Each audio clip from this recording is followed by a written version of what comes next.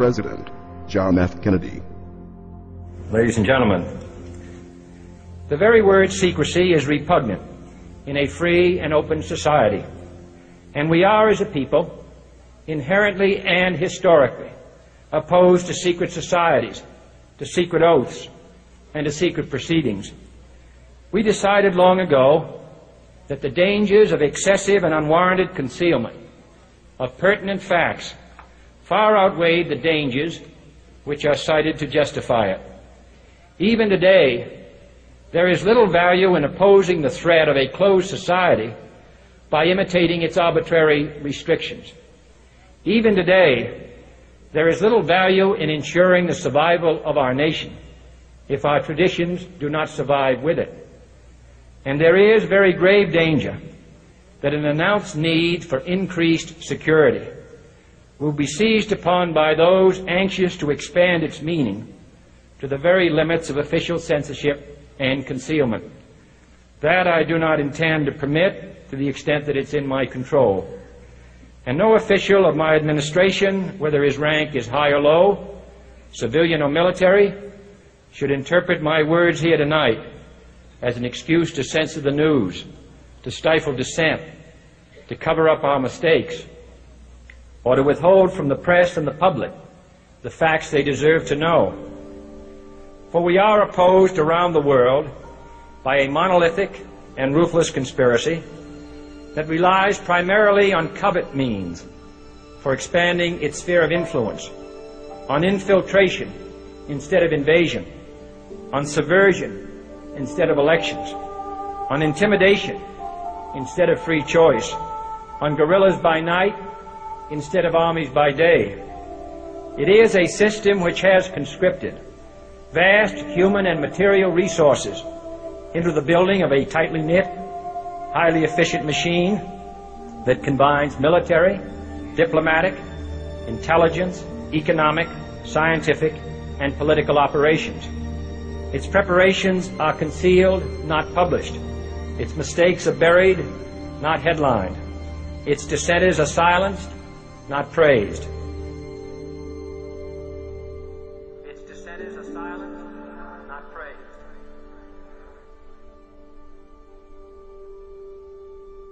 Its dissenters are silenced, not praised.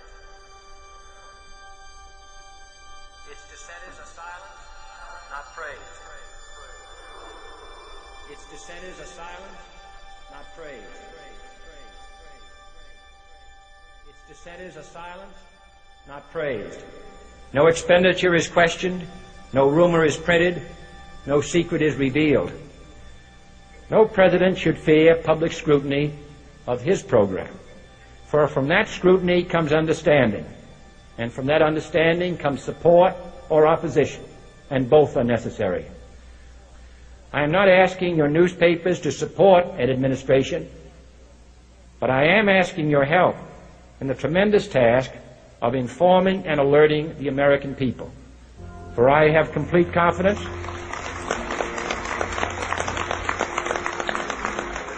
in the response and dedication of our citizens whenever they are fully informed. I not only could not stifle controversy among your readers, I welcome it. This administration intends to be candid about its errors. For as a wise man once said, an error doesn't become a mistake until you refuse to correct it. We intend to accept full responsibility for our errors, and we expect you to point them out when we miss them. Without debate, without criticism, no administration and no country can succeed, and no republic can survive. That is why the Athenian lawmaker Solon decreed it a crime for any citizen to shrink from controversy. And that is why our press was protected by the First Amendment, the only business in America specifically protected by the Constitution, not primarily to amuse and entertain, not to emphasize the trivial and the sentimental, not to simply give the public what it wants, but to inform, to arouse, to reflect, to state our dangers and our opportunities, to indicate our crises and our choices, to lead, mold, educate, and sometimes even anger public opinion. This means greater coverage and analysis of international news, for it is no longer far away and foreign, but close at hand and local. It means greater attention to improved understanding of the news, as well as improved transmission. And it means, finally, that government at all levels must meet its obligation to provide you with the fullest possible information outside the narrowest limits of national security. And so it is to the printing press, to the recorder of man's deeds, the keeper of his conscience, the courier of his news, that we look for strength and assistance, confident that with your help, man will be what he was born to be, free and independent.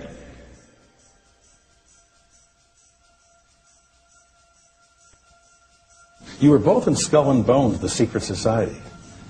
It's so secret we can't talk about it. What does that mean for America? The conspiracy theorists are going to go wild. I'm sure they are. I don't know. I haven't seen the web. Number 322. You both were members of Skull and Bones, a secret society at Yale. What does that tell us?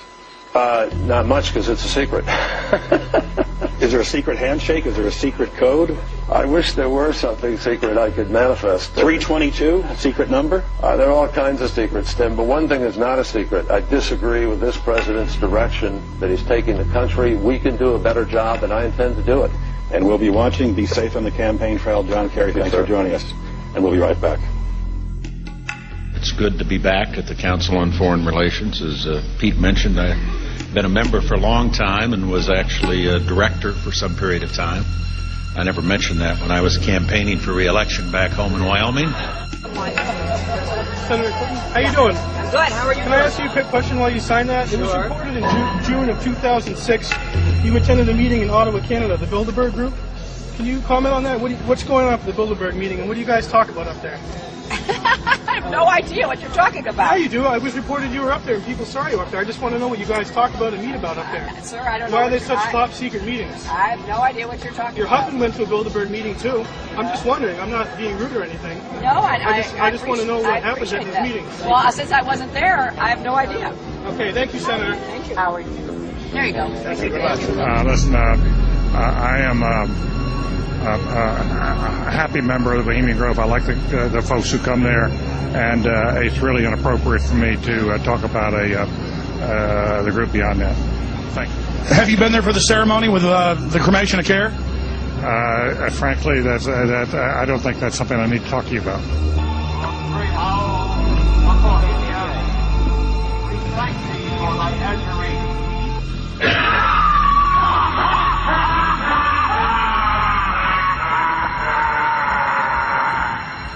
Have you been there for the ceremony with the cremation of care? Frankly, I don't think that's something I need to talk to you about. Really? That's right.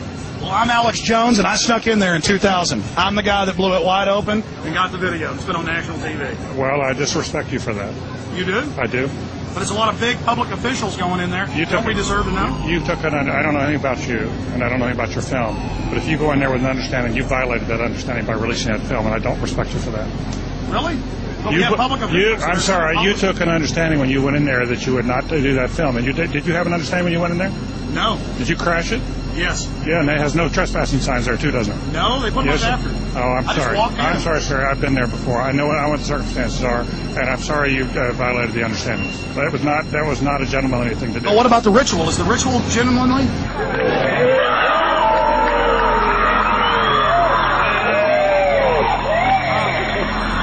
Sir, everything. I don't owe you this comment. I know.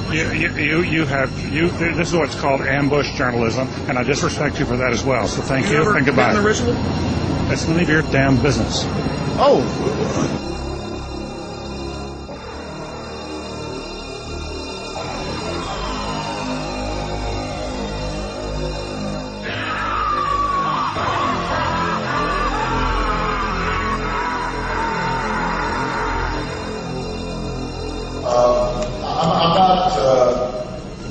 The Council on Foreign Relations, I don't know if I'm an official member. I've spoken there before.